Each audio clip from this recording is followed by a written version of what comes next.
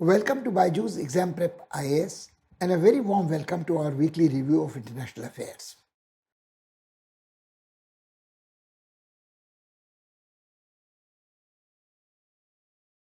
A lot has been happening on the international stage in recent weeks.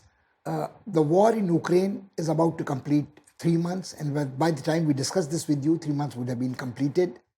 And nobody knows when this war is going to end and how. But the problem is that the devastating impacts of this war are already clearly visible and is impacting not only in the European war theater where countries are fighting, not only is it changing the relationship between the two superpowers, America and Russia, it also is impinging on the food security, energy security of the rest of the world. Time has come perhaps to stock take of these 3 months of what is happening and what is likely to happen. No fortune telling, but a realistic assessment of what is likely to happen, how it is going to impact on our national interest. On the other end of the world, in a country of continental size, Australia has had elections and the Conservative Party has had to make way after 2 successive terms to the Labour Party, and this is seen as a milestone, as a break. Is only the 4th time that the Labour Party is coming to power since war here, and the charismatic rhetorical personality of Scott Morrison has yielded place to Anthony Albanese. How this is likely to impact not only in Australia's domestic politics, but its relationship with its neighborhood, and India and Australia are close partners in Quads, so we have to watch what is happening in Australia with sharp focus. Then there are other events happening all over the world. In the neighborhood next door, Bangladesh has been facing floods, exceptionally devastating floods. India has not been untouched. The Indian states of Assam and some parts of West Bengal have also been suffering these floods. And these floods take our attention back to the problem of climate change. Most of Bangladesh is low-lying and it is likely to be devastated by floods, unprecedented floods, which are part of the extreme weather events due to climate change. But it's not only Bangladesh which is suffering.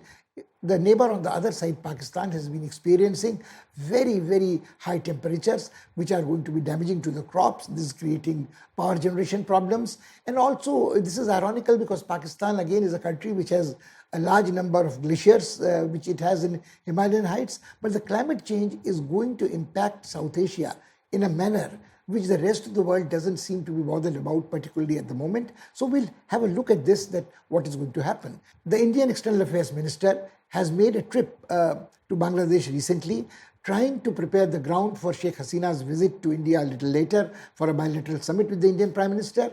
And how this is going to be a major issue in a discussion, not only climate change, but also other issues of shared interest, strategic, like the port of Chittagong. We will discuss all this also with you. Then, of course, there is in the newer world, Biden has been trying to rally around all the American countries in the northern continent, in the Central American territories, the South American countries, to prove the point that America has undisputed leadership in this part of the world, the new world as it was known once. But this summit, from its proposal, has become controversial. Some large countries like Brazil and Mexico have shown reluctance to join them. And if they keep out of it, what is it going to be the fate of the so-called Monroe Doctrine or a revival of Monroe Doctrine in this area would be interesting to see.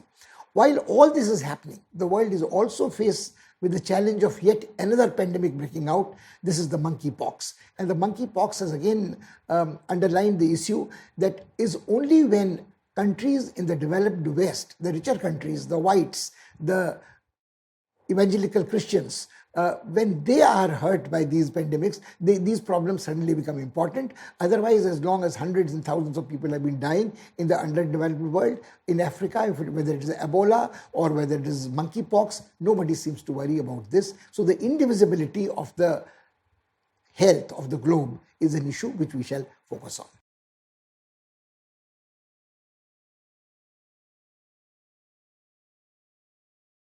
Let us begin with Ukraine.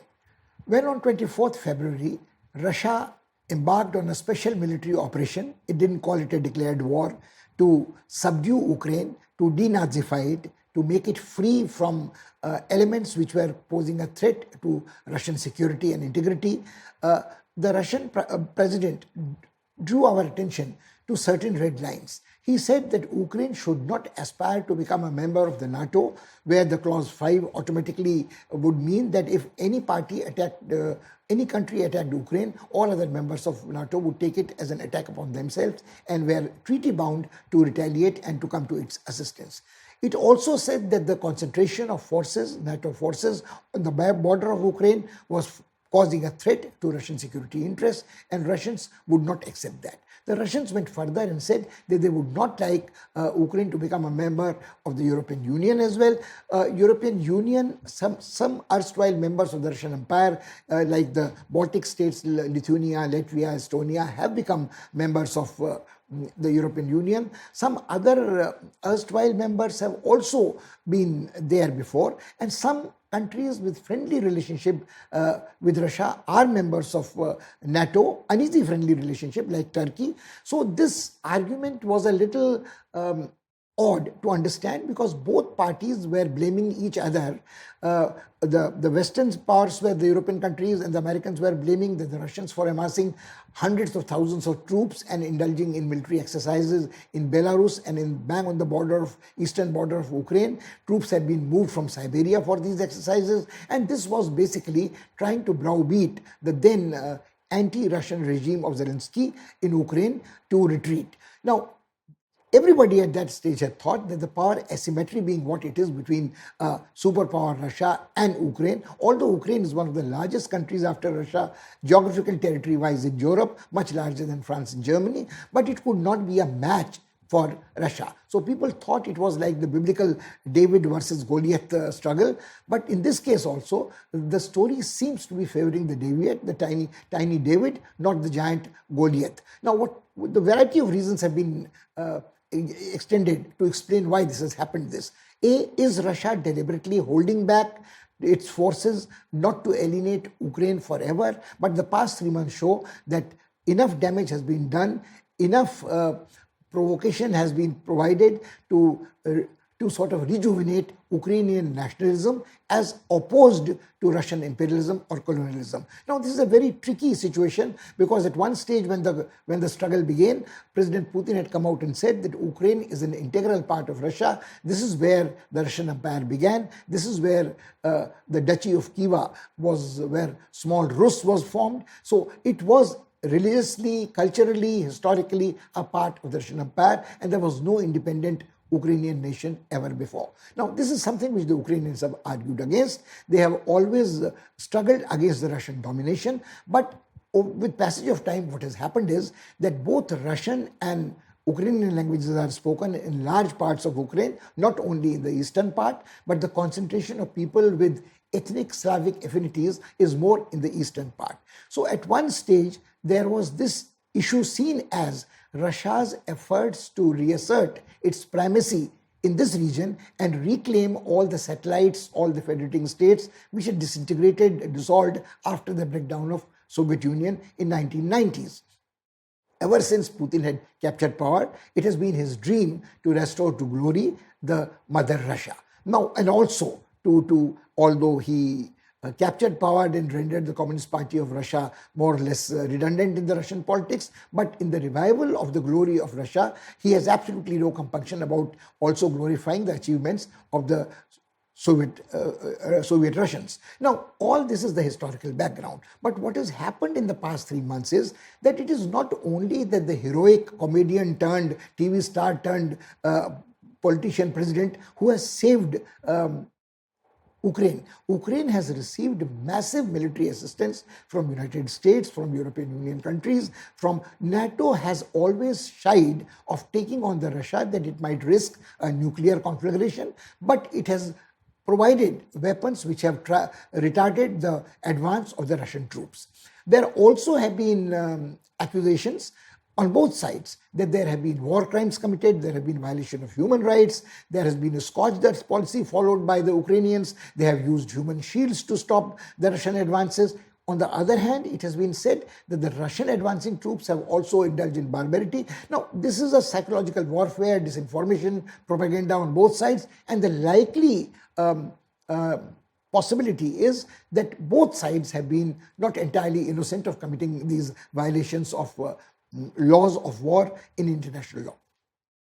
The Russians have also been suspected that Putin has taken charge. He is at the brigade level, battalion level conduct of war, which has created problems.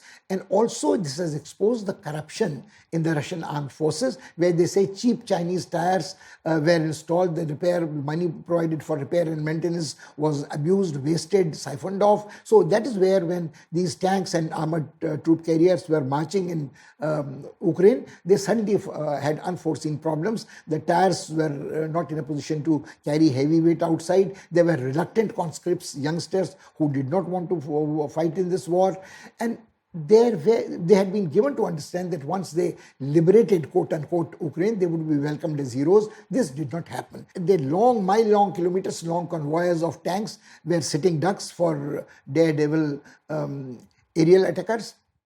So this war has fluctuated in fortunes. At one stage, it seemed that the Russians would swiftly encircle Kyiv, and Zelensky will flee, and they would have a dummy government which would declare its support for the Russians. They also thought that the Donbas eastern region, they would also meet with support from the people of Russian ethnicity there, and they would join Russia almost immediately. None of these things happened. There have been major battles. The Russians have had to retreat. Their strategy has been not flawless for whatever reason.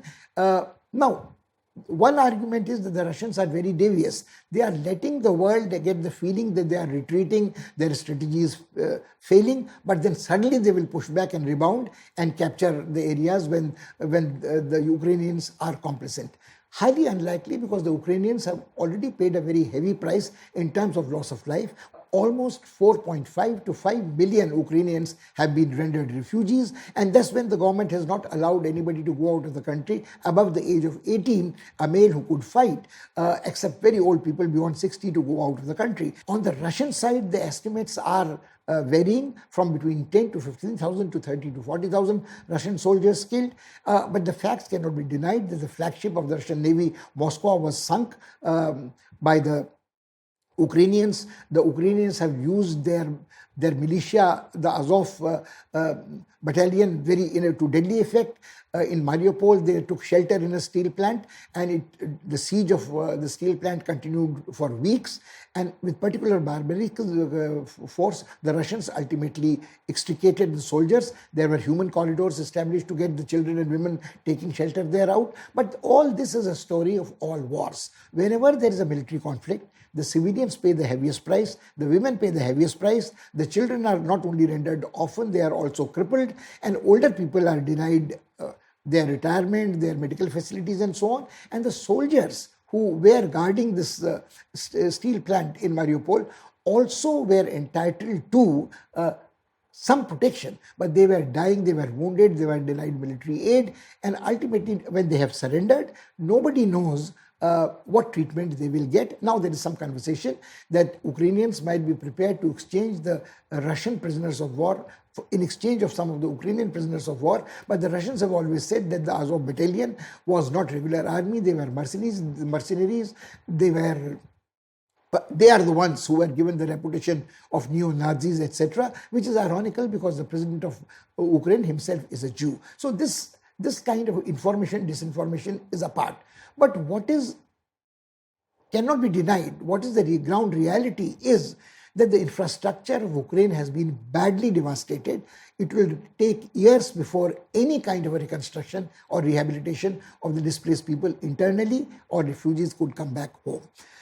It has also brought 2 or 3 other features, that when the Ukrainian refugees went from Ukraine to Eastern European countries, to Hungary and Poland, the way the European nations received these white refugees with blonde hair and blue eyes, speaking maybe a different language but practicing the same kind of a religious belief, belonging to the same cultural universe, far more warmly than they have been receiving even refugees coming from Ukraine who do not belong to this ethnicity, religious profession, etc. So the double standards in the refugee policy of the Europeans became very clear. Now, the second thing which has become very clear is the more the Americans and the West talk of the Russian violation of human rights, laws of war, committing genocidal crimes, people are reminded of the American conduct of unilateral military intervention to have regime change in Iraq, in Syria, in Afghanistan, in Libya, and people have longer memories. They remember Vietnam, they remember Americans keeping quiet when Israelis are devastating the Palestinians as a people, almost conducting a genocidal extermination against them. When the Americans arbitrarily try to intervene militarily to protect their interests, be it in Iran or even earlier. Let's get back to Vietnam. Or people can even go back even little more and say that what about the Americans using the nuclear bomb against the Japanese? So, or the Nepal bombs, or the chemical defoliants in Vietnam. So the American conduct in various theaters of war where Americans may not be directly fighting, but American troops were trying to prop up a regime set up by Americans. All these issues have been there. So the Russians go back to this and say this is American disinformation. Also, the fact remains there are two other things which this stock taking makes it impossible to avoid. A, people have suggested that the war in Ukraine is the last straw on the back of the camel called United Nations. Its importance, it is utter uselessness to stop a conflict when a member of the United Nations Security Council is involved directly has been once again exposed. Whether you have a resolution condemning this country in General Assembly, you can't make any progress. The stalemate can't be broken in the Security Council.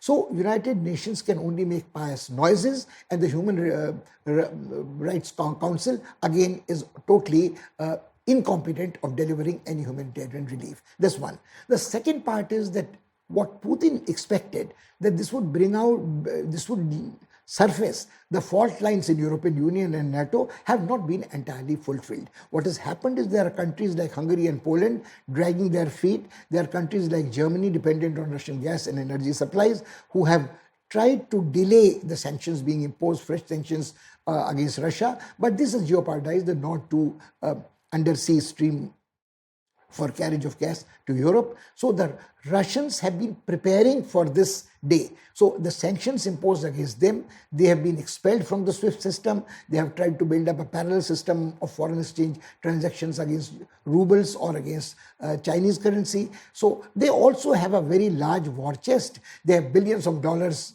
worth gold stored inside the country. They control vast resources of gas and oil, which can fluctuate the oil prices in the international market. Also, let's not forget, not only the energy security of the world, but food security is concerned, because between Russia and Ukraine, they produce almost 1/3 of the total wheat which is exported to the world. They also produce oil seeds, poultry, cattle, livestock, feed, etc. is all there. So there is going to be this complex spillover effect of the continued conflict in Ukraine.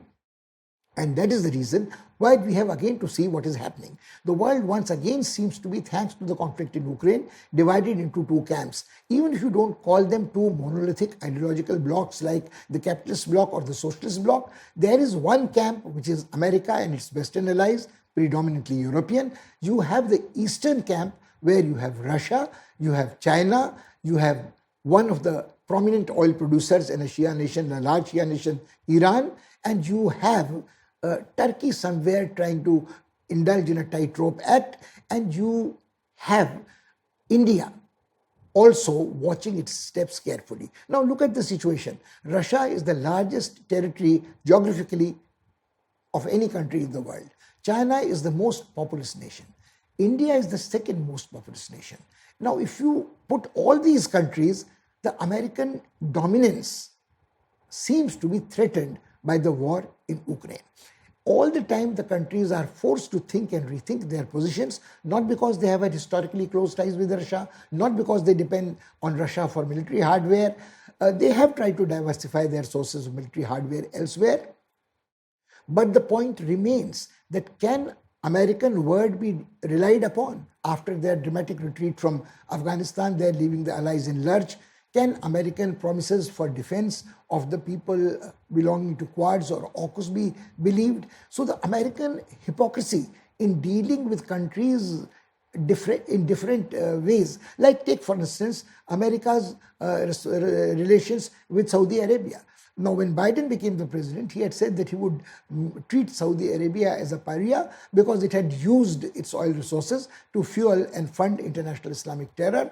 It had been a rogue state almost ever since the American Saudi journalist Khashoggi was murdered in Turkey, and then Khalid bin Salman, to be precise, the younger crown prince of Saudi Arabia, then was the ambassador of his country in America. And he had assured the Americans that nothing would be done to Khashoggi if he went to collect some papers in Turkey, in Istanbul, in the consulate. But he was never seen again. He was murdered.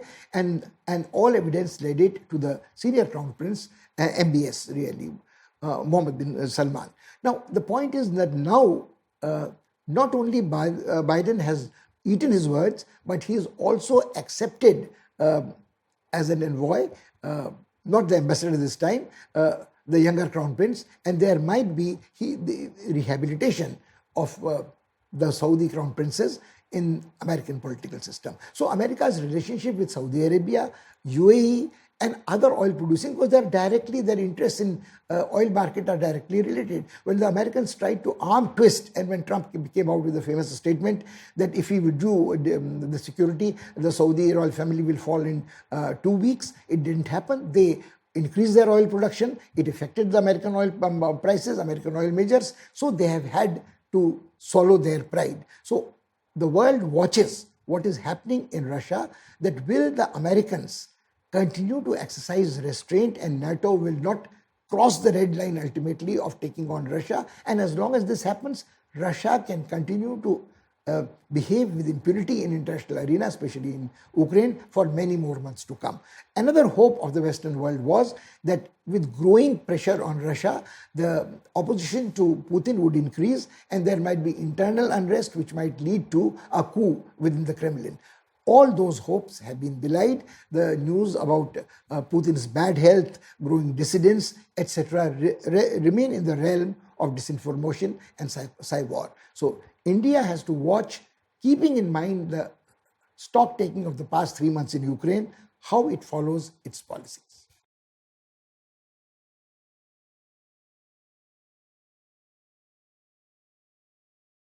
The results in the Australian elections have not been unexpected. All the polls were saying that this time the Conservative Party will be thrown out of power and the Labour Party will assume power. But as the polling day came closer, and Australia is a country where voting is compulsory, so people thought that the gap might be closed by the charismatic, rhetorical Scott Morrison, who's been a very pugnacious Australian Prime Minister. He's been pugnacious for a variety of reasons. Last time he was re-elected, he thought it was a miracle victory and he was thinking that he might become the first Australian Prime Minister for a long number of years to have successive miracle victories and continue in power, but this was not to be. Why it was not to be was for a variety of reasons. What has happened is that some people think that Anthony Albanese, the incoming Prime Minister, was not charismatic, was mild-mannered. He was not focusing on big issues. He was focusing on domestic issues like taxes, like childcare, like education, like employment, like climate change, like quality of life in the cities, law and order problems. All these were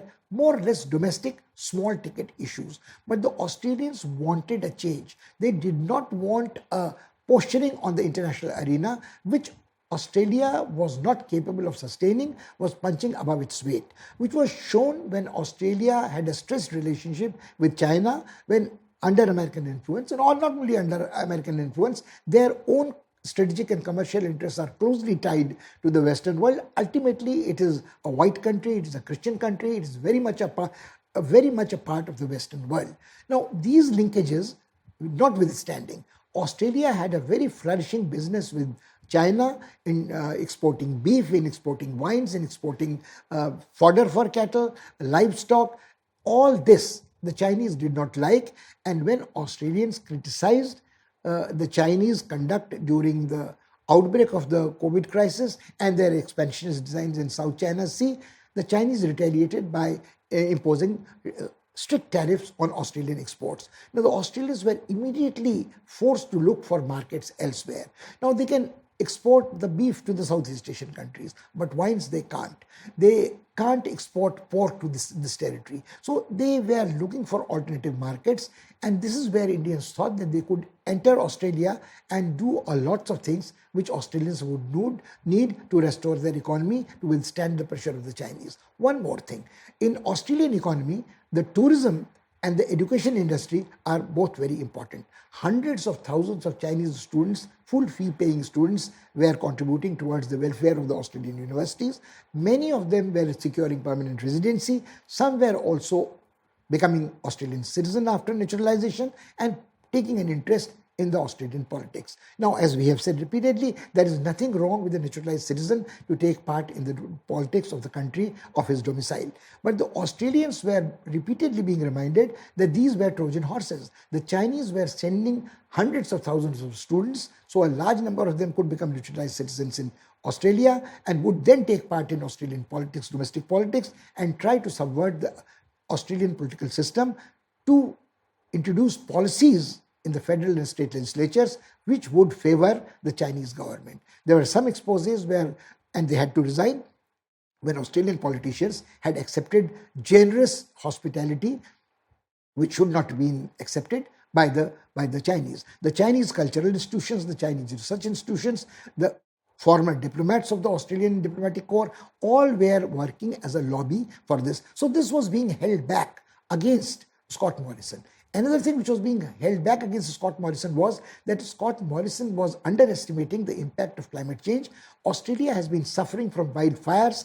Australia has been suffering also by pollution, degradation of environment because of mining, and there was great pressure that this mining, this polluting mining, this carbon footprint imprinting, Australians are one of the largest polluters in the world, per capita, their carbon footprint. So there was this demand. And here again, there was an interesting coincidence of interest between India and Australia. The Indian industrialist Adani accompanied Indian Prime Minister on a trip to Australia and bought a large mine which was on the verge of closure. Now, Scott Morrison, to be fair to the man, was trying to save jobs in the mining sectors and was not closing these mines. But it gave him a good opportunity to say that if the Indian industrialists could pay compensation, could make promises to keep the environment safe and secure, and then take over these mines, the Australian coal could be transported to India, and it would be a win-win situation for both. Now, the Indians have also been very conscious about the climate change politics, but they have also made it very clear that if they are to sustain a rate of growth in economy which allows them to have social justice and equity in domestic politics, they would have to rely on fossil fuels for some time to come. They cannot overnight switch to green energy or renewable energy. So the Australian coal was going to be a help to India also. India again has a vast supply of coal mines, and most of its thermal power stations are run by that. The Indians have had no outstanding irritants with Australia, and the Australians thought that India and Australia could also combine not only in Quads but also in dealing with the external members in the ASEAN region to countervail the Chinese influence. Now, the Indians have a happy relationship with Australia in terms of cricket, in terms of education. The Indian tourists have a favored destination to Australia. There have been stray incidents of racial violence, but nothing more damaging than anywhere else in the world. In a big city, these problems arise. There is an underbelly in a city, there is organized crime in a city, there is drug trafficking there. And if you have a democracy which allows people to have certain freedom to live the life they do, it is shall we say, an occupational hazard to live with a quantum of crime in a big city. But this is not again to defend Australia or New York or any other big city for that. But the Australians had one other grouse against Scott Morrison. He had not been quite handling the First Nations problems adequately. Now, these are the Aborigines who were genocidally exterminated both in Australia and in New Zealand, as they were in the United States of America when the whites took over the original lands of the First Nation people. Until very recently, the discrimination they have suffered has been a cause of great distress. You can't call yourself a democracy, you can't call yourself a humane society if you disregard the First Nation principles. So there are all these issues which were plus minus sides of Scott Morrison's performance. In the ultimate analysis, the performance fell short of what Anthony Albanese is promising. So some people think that he might not be as gung-ho about countervailing China, but he doesn't have too many choices. He is taking part in the Quad Summit in Tokyo, and he has already said that he is looking forward to meeting bilaterally one-to-one both Biden and the Indian Prime Minister. So we hope that the momentum in India-Australia relationship would not be lost, and this would continue, and there would be a mutually beneficial relationship in Quads which will take advantage of this, and both in the context of vaccine diplomacy, in technology transfers, fight against international terrorism, and climate change, meaningful progress would be made.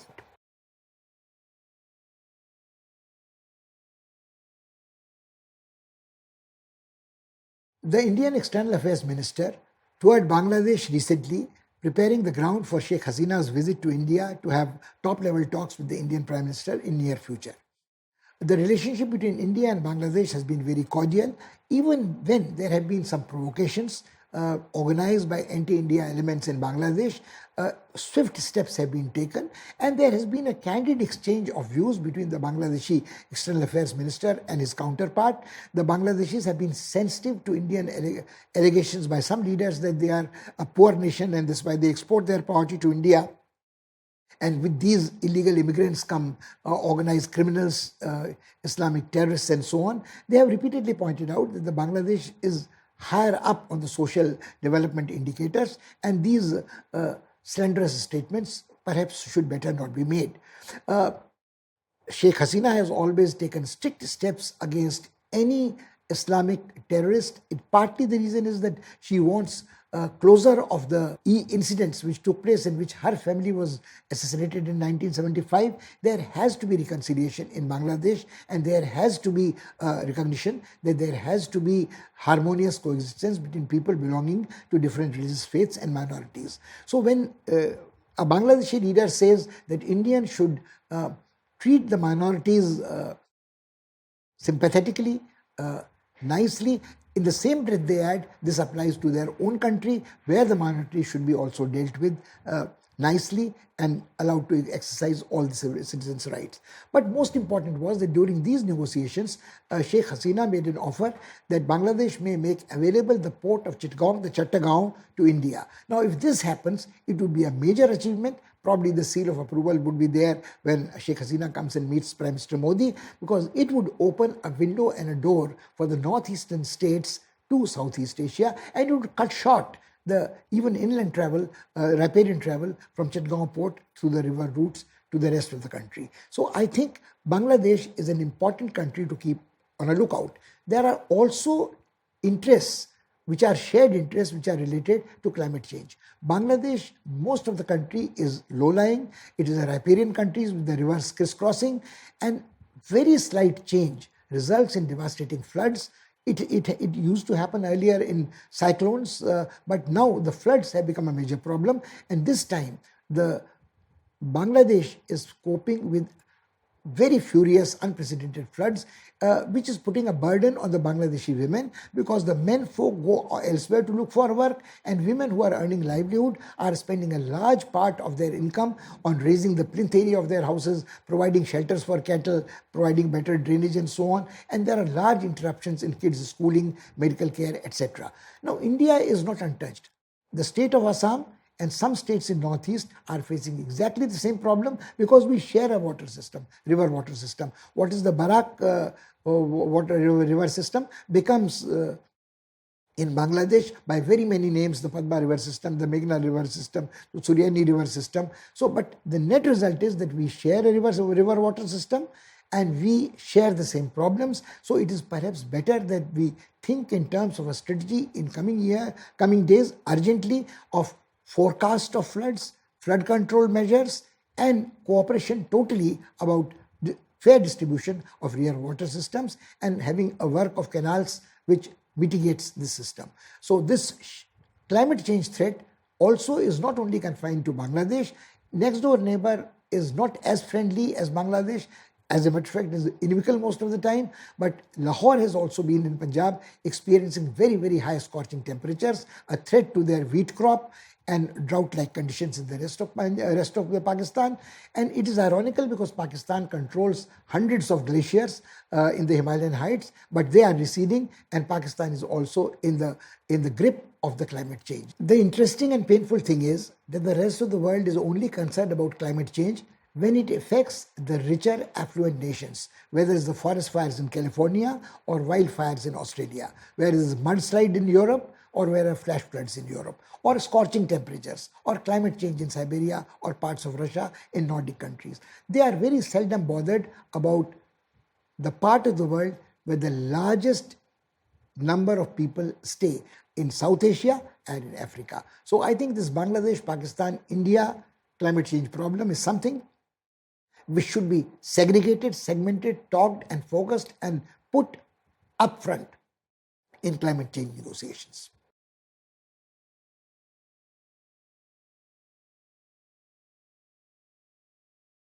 Another interesting development that deserves our close attention is President Biden's proposal of holding an American summit. Now, this American summit is supposed to be held every 3 years, and after many years, this is taking place in America in Los Angeles. After the initial summit in Miami, it has been taking place in other American capitals. This is a very interesting proposal because the moment it was proposed in the first week of June this year, there has been resistance and opposition to it. There are certain countries like Mexico, which have said that they will not attend. The President Obrador has made it very clear that if certain other American countries are not invited, he would not be physically present, he might send a delegation. Now, America has a special place in its foreign policy for Mexico because Mexico is the origin of the largest number of refugees, immigrants to America, and a border which is a cause of many problems. But let's keep that apart. There's also this apprehension that Americans are not going to invite Cubans, they are not going to invite Venezuelans, they are not going to invite Nicaraguans, is causing concern. Now, it seems that the Americans are systematically in this summit going to invite everybody, including governments, NGOs, etc., but not the left-oriented leaders of governments, which are legitimate governments in their own case. The particular problem is in case like Venezuela, where Americans refuse to recognize Maduro as the president and treat his opponent, the person who had lost the election, as the president of Venezuela. Now, the American deep state has tried to oust Venezuelan president, has not succeeded. Maduro. Also, in recent past, in the light of the Ukraine crisis, the Americans have had to relax certain sanctions against Venezuela. Now, let's be very careful. They have not done this because they want to do Venezuela a favor. Part of it is being done to favor an American oil company, Chevron, which has interest in Venezuela. The Americans also realize that their sanctions have not weakened Maduro. Maduro has got an alternative channel of exporting the oil via Iranian tankers to China. So what they are trying to do is to damage control in Venezuela. But let's take a look at the rest of Latin America. In Brazil, Bolsonaro, which is the largest country in Latin American continent, has been cocking a snook at the American government repeatedly. He has not followed the line of the Americans. He has followed a independent line, whether it is destroying the Amazon rainforest or whether it is standing by Putin and Russia. Now, this is interesting, whether it is Mexico, whether it is Cuba, whether it is Brazil, these countries seem to have a very interesting tilt towards Russia even after Soviet Union's breakdown. Now, they have been helped by Soviet Union. They have been helped to a reasonable extent even after the breakdown of Soviet Union, but it's not like the height of Cold War. The irony is that in Brazil, both Bolsonaro, who's a rightist candidate in a presidential re-election, and his primary opponent, Lula, who's a socialist, both are pro-Russian. Now, similarly, in Cuba, the American domestic policy compulsions seem to be distorting American policy. After the Castro brothers left, there was hope that there would be reconciliation with Cuba. But an American senator who's chairperson of the Foreign Affairs Council, Foreign Policy Council, is of Cuban American descent. And he is very, very anti-present Cuban government. So it seems to be a distortion to suit in a very razor thin majority which is enjoyed by the Democrats in the Senate. They refuse to alienate any support. So this seems to be upsetting their policy towards Cuba. It's not only the Caribbeans. If you take the other countries, you take something like Chile. Chile, the very young president who has taken over, has come out with a model of constructive reconciliation, federalism, democracy, which is liberal, which is tolerant, but which is not doctrinaire Marxist or socialist. So this again is going to be a problem. So what the Americans are trying to do, they are trying to say that the Blinken says so, the Secretary of State or the Security Advisor says so, that what Biden is trying to do is to have a broad consensus of policies among governments, among NGOs, among educationists, among intellectuals. But as we pointed out, as long as the country which sends out invitation excludes a shade of opinion or a certain shade of opinion, and excludes more dangerously governments which enjoy legitimacy in their own countries, the summit cannot succeed. So the effort which Biden was trying to make, continues trying to make. They already have started making excuses. The invitations have not been sent. It is very early for people to react like this. But what is clear is that the days of Monroe Doctrine are over. South American, Latin American continent and the rest of the Americas are no longer going to accept Monroe Doctrine, with America sitting on the high table in the primary seat and deciding what the agenda is. So this might end up as not so much assertion of American prominence as failure of its public relations.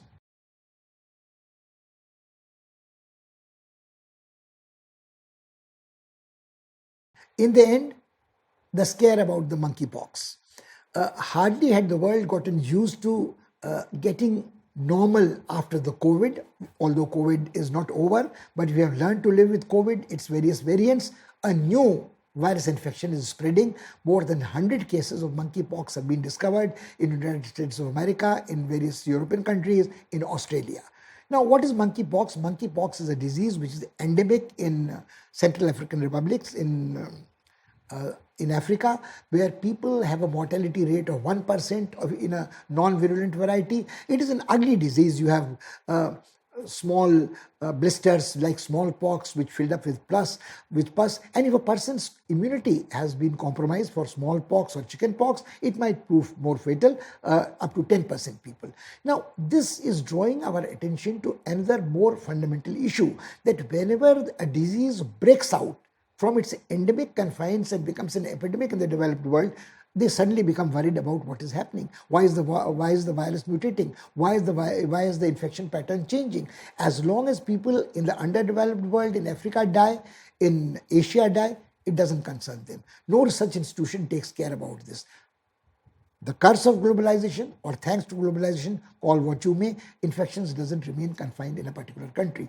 The same was true of Ebola. The same kind of a scare was created with HIV, SARS, and of course, COVID, we all of us know. Now, this is once again we are seeing the replay of the same story, that are the Africans responsible for the spread? How does it go from human being to human being? Are the people who are men who are having sex with men responsible for it? Although people in WHO, people in the Center for Disease Control have said that no one section of population should be stigmatized, no false scare should be created, but the world will have to learn to live with diseases which it had not known. Is it partly due to the vectors changing their strategy due to climate change? Is it because of travel being easier? Is it because of permissive lifestyle? It is because the world has neglected diseases of the poor. Like human rights, we'll have to learn to live with diseases which are universal. Nobody is safe till even a single individual is vulnerable to the disease.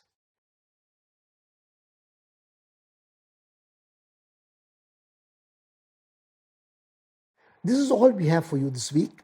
Till we meet next week, our usual advice, please try to revise all the topics we have covered with you.